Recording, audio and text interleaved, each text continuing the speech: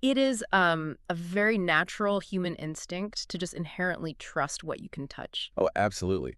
Seeing is believing, but touching is knowing. Right. Like when you lean your elbows on a heavy wooden desk or you pick up the device you're using to listen to this deep dive right now, you feel weight. You feel that resistance. Exactly. You feel absolute certainty. It's solid, but every single ounce of that certainty might actually be a complete and total fabrication. Which is pretty terrifying thought, honestly. It really is. So today we are doing a deep dive into a text from 2026 by Paul Huygensen.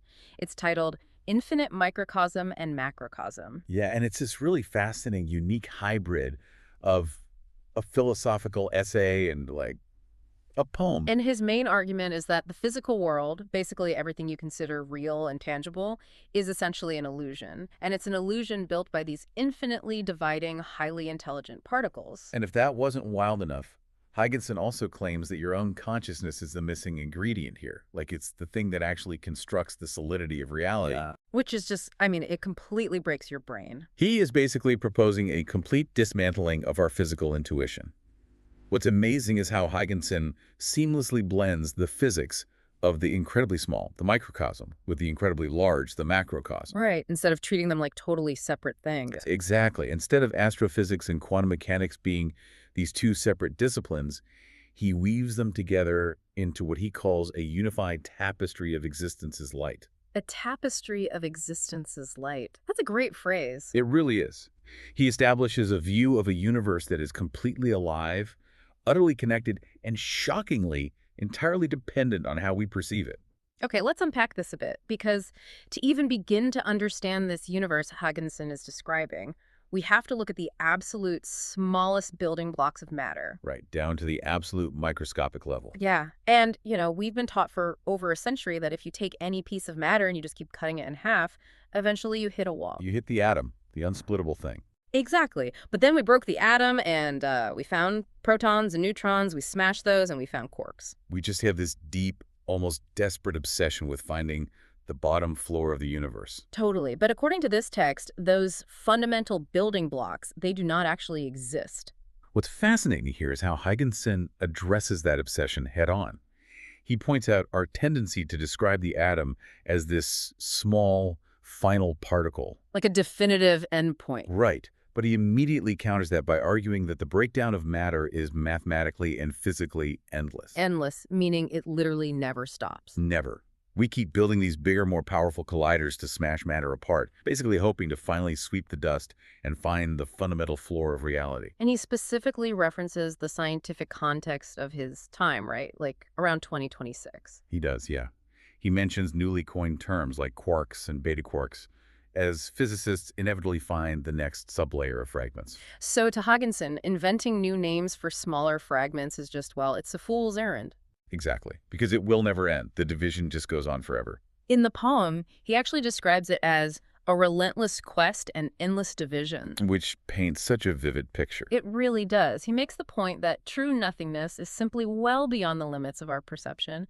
It stretches infinitely outward to these galaxies vast and infinitely inward to atoms unseen. It's an infinite scale in both directions. Right, and I was trying to visualize this universe with no bottom. It's not easy to picture. No, it's really hard. But imagine you're looking at a high-definition digital photo on your screen.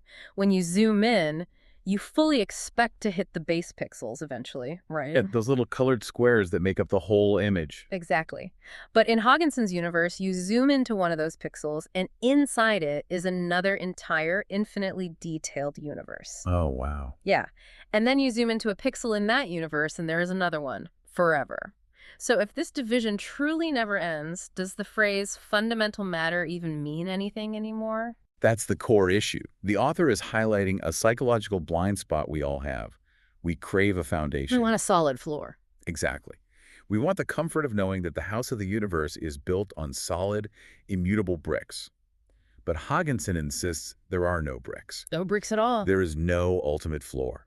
Instead of static building blocks, the text paints a picture of cosmic sprawl and a tapestry woven in minuscule frames. That imagery is so powerful. It really forces the reader to accept that reality is infinite in both directions. There is no largest encompassing boundary, and there is no smallest indivisible unit. So the universe isn't some structure made of interchangeable parts. No, it's a continuous, bottomless symphony of scale. I have to admit, I struggle with this concept from a mechanical standpoint. How so? Well, if there are no solid fundamental building blocks at the bottom of the universe, if it is just an infinite descent of smaller and smaller buzzing subuniverses, why doesn't everything simply collapse into a chaotic soup? That's a very fair question. Like, if I lean on a desk made of infinite bottomlessness, I should just fall right through it, shouldn't I? Hogginson actually anticipates that exact friction.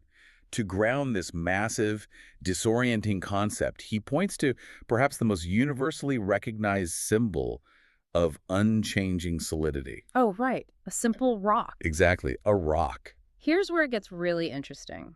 Because to our naked eye, rocks just sit there. The poem notes they stand steadfast. They're the ultimate example of dead static matter. Yeah, exactly. Yet the text reveals that inside that seemingly dead stone, there is a furious, rapid movement of myriads of particles. Is anything but dead. Right. It describes a literal dance of vibrations within their stone home. These particles are following a specific path to keep their form over vast, almost incomprehensible timescales. We're talking thousands of years, sometimes billions of years. Yeah, billions of years holding that rock shape before they eventually move on to create entirely different forms. It forces a massive shift in perspective when you think about it. You look at a boring gray rock lying in the dirt, and you realize it is secretly hosting a billion-year-long cosmic ballet, We just walk past them every day. completely unaware of the furious, organized activity happening inside. But a dance of vibrations doesn't really explain solidity, does it? What do you mean? If everything inside that rock is just constantly moving particles with no solid core, what is keeping that cloud of infinite movement from just drifting apart like smoke? Ah, I see what you're getting at. Like gravity and electromagnetism are the physical forces we usually point to, right? But the text says these particles keep their form for eons through, and this is a direct quote, purpose? Yes. Purpose. I have to push back on that. Purpose is a philosophical concept, not a physical binding force. How does an abstract concept hold a literal rock together? If we connect this to the bigger picture, that is actually the crucial pivot in Hogginson's framework.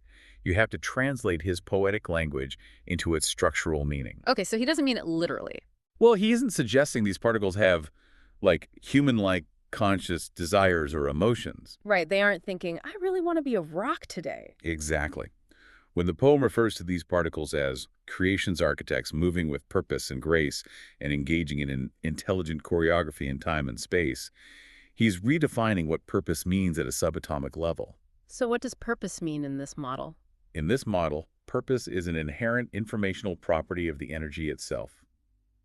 Think of a murmuration of starlings in the sky. Oh, like when thousands of birds flock together. Yes, thousands of birds creating a massive, solid-looking, shifting shape in the air.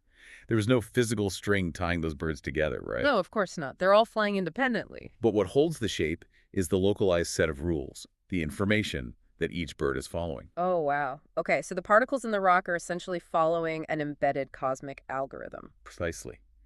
The text asserts that form is temporary, even if temporary means billions of years for a rock, but the essence holds sway. The essence holds sway. Right. The overarching choreography, that informational blueprint, is what maintains the structure against the chaos of infinity.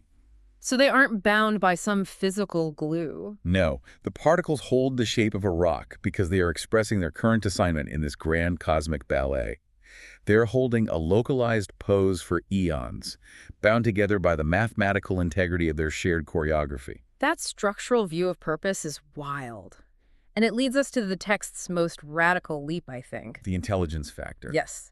If these infinitely dividing particles are processing information and executing this complex choreography to maintain shapes for billions of years, they cannot be blind, dead matter. Not at all. The claim here is that the deepest levels of the universe are driven by actual intelligence. The prose explicitly states that these super, seemingly non-existent particles are all imbued with a form of intelligence. which changes everything. It really does. They are not just blindly reacting to physical collisions. They have a specific task in the creation of what we feel and sense. And the text says the mega result of this intelligent particle activity isn't mass and it isn't weight. It's boundless energy. Pure, boundless energy that is highly intelligent. So what does this all mean for us? This brings up that classic philosophical problem, right? Like, if a tree falls in the woods and no one is around to hear it, does it make a sound? The old perception puzzle. Exactly. Or in the context of Hagginson's rock, if the rock is just a localized murmuration of intelligent, boundless energy, Yeah. well, what happens to the rock when I am not looking at it or touching it? This raises an important question, and it's where Hagginson's theory really pulls the listener in. Hmm. According to the text, the energy remains, the choreography remains, but the solidity dissolves. The solidity dissolves, just like that. Yeah. The gray texture, the hardness, the weight, it all reverts back into pure potential. Because this is where you, the listener, become mechanically vital to the universe. That is so wild to think about. Higginson argues that human beings are simply built to do this. Our senses are specifically conditioned to experience this pure, super-intelligent energy in action and convert it. See, our usual understanding is that our senses are just passive windows. A coffee mug is solid, and our hands simply report that pre-existing solid fact to our brain. A one-way street of information. Right. But Huggins is completely inverting that. He is suggesting our senses are active translator. Very active. Our brains take this invisible, boundless, intelligent energy that is buzzing around in the shape of a mug, and our consciousness renders that energy into the feeling of heat, the feeling of weight, the hard ceramic texture. We are the ones making it real. Yes, we are actively generating what the text calls the so-called solid things. You can think of it kind of like the hardware of a computer rendering a massive video game world. Oh, I like that analogy. The game world exists on the drive as complex code, right? That's the boundless intelligent information. But that code doesn't have a sky or solid ground or texture until the hardware processes it and renders it onto a screen. The code needs the hardware to be experienced. Exactly. Hogginson writes in the poem, "Perception our guide, senses our art." Perception isn't just recording a dead universe. It is an act of creation. An act of creation. The universe provides the raw material, the intelligent choreography of boundless energy, but the universe on its own is not solid.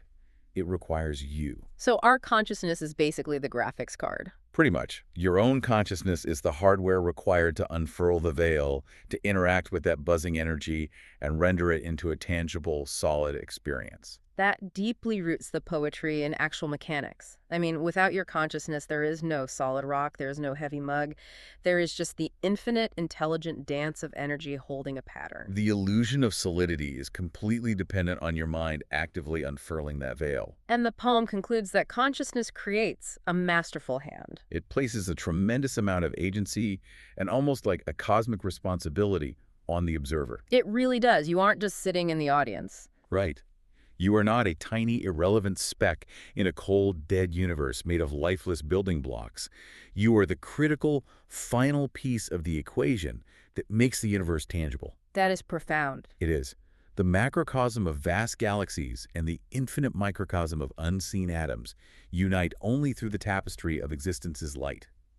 And that light is actively filtered and rendered through your own perception. Understanding this totally rewires how you interact with daily obstacles. Like, if we are the rendering engine of reality, we aren't just victims of a static, unyielding world. No, we are active participants in a deeply intertwined system. It really transforms an abstract physics theory into a deeply psychological insight. Absolutely. When you realize that the boundaries of the world around you are partially drawn by your own perceptual hardware, the world feels less like a cage and more like a canvas. A canvas. I love that. You stop looking at everyday objects, your keys, a door handle, a glass of water, as dead matter. You start seeing them as localized expressions of an infinite intelligence that you are currently in conversation with. Well, we have definitely traveled far today. From the realization that there is no bottom floor to reality, down through the endless microscopic divisions of quarks and beta quarks. It's an endless rabbit hole. It truly is. We uncovered the billion-year vibrating dance hidden inside a simple stone, realizing that form is just an informational choreography holding a pose. A very long pose, but temporary all the same. Right. And we arrived at the realization that the solid, dependable world we navigate every single day is actually a brilliant illusion rendered into existence by our own consciousness interacting with highly intelligent energy. So the next time you look up at the vast galaxies in the night sky, or you just touch the heavy wooden desk in front of you, remember something. What's that? You are experiencing a glimpse of the infinite, and you are actively participating in a universe-wide symphony. Based purely on the mechanics of Higginson's text, I want to leave you with one final thought to mull over. Oh, this is a good one. The text explicitly notes that these highly intelligent particles keep their forms for vast amounts of time, sometimes thousands, sometimes billions of years. But the choreography is never permanent. It always changes eventually. Exactly. Eventually, they move on to create entirely different forms. They do not stay as rocks or desks or coffee mugs forever. So they will inevitably shift. Right. So, think about the highly intelligent energy currently executing the precise choreography of your body, the structural shape of your house, and the entirety of the solid world you know. They're just doing a job for now. Yeah. If they're just holding a temporary pose, what radically different forms will they intelligently decide to build a billion years from now when they finally release the illusion of you and move on?